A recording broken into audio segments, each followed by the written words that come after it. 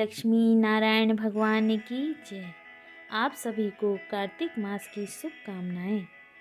कार्तिक मास 12 मास में कार्तिक मास सबसे महत्वपूर्ण है। इस पवित्र मास में भक्तजन भगवान को प्रसन्न करने के लिए व्रत का पालन करते हैं। कार्तिक मास में मंदिरों में ब्रह्म मुहूर्त में प्रभात फेरी निकाली जाती हैं, रात्रि जागरण किए जाते हैं।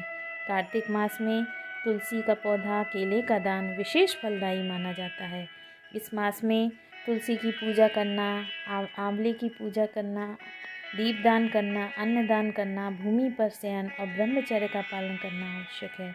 श्री हरि का ध्यान करते हुए आइए प्रारंभ करते हैं कार्तिक मास की कथा। लक्ष्मी नारायण की जय। कार्तिक मास की कथा। प्रथम अध्याय। किसी गांव में एक बुढ़िया रहती थी और वह कार्तिक का व्रत रखा करती थी।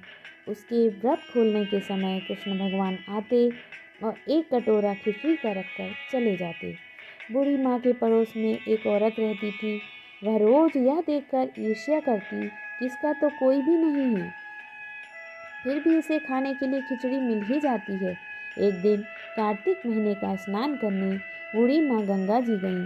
पीछे से कृष्ण भगवान उनका खिचड़ी का कटोरा रख गए। पड़ोसन ने जब खिचड़ी का कटोरा रखा देखा कि बुढ़िया नहीं है, तब वह कटोरा उठाकर घर के पिछवाड़े में फेंक आई।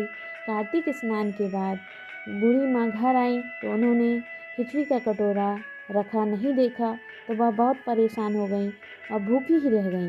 बार बार यही कहती, कहाँ गई मेरी खिचड़ी और कहाँ गया मेरा खिचड़ी का कटोरा। दूसरी ओर पड़ोसन ने जहाँ खिचड़ी गिराई थी वहाँ एक पौधा उगा, इसमें 2 फूल खिले। एक बार राजा उस ओर से निकले तो उनकी नज़र उन दोनों फूलों पर पड़ी और वह उन्हें तोड़कर घर ले आए। घर ले आने पर वह फूल रानी को दिए, जिन्हें सूंघने पर रानी गर्भवती हो गई। कुछ समय पश्चात जब रानी ने 2 पुत्रों को जन्म दिया, दोनों जब बड़े हो गए तब वह किसी से नहीं बोलते थे, लेकिन जब वह दोनों शिकार पर जाते तब रास्ते में उन्हें वही बूढ़ी माँ मिलती और वो अभी भी यही कहती रहती, कहाँ गई मेरी खिचड़ी, कहाँ गया मेरा कटोरा।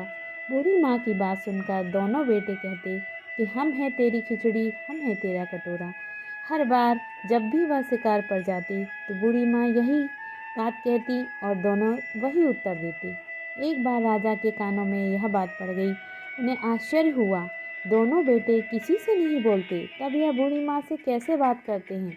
राजा ने बूढ़ी माँ को राजमहल बुला भेजा और कहा, हमसे तो क्या ये किसी से भी नहीं बोलते, लेकिन तुमसे यह कैसे बोलते हैं। बूढ़ी माँ ने कहा, महाराज मुझे तो कुछ भी नहीं पता, मैं तो सिर्फ कार्तिक का व्रत करती हूँ और कृष्ण भगवान मुझे खिचड़ी का बेला भरकर दे जाते थे।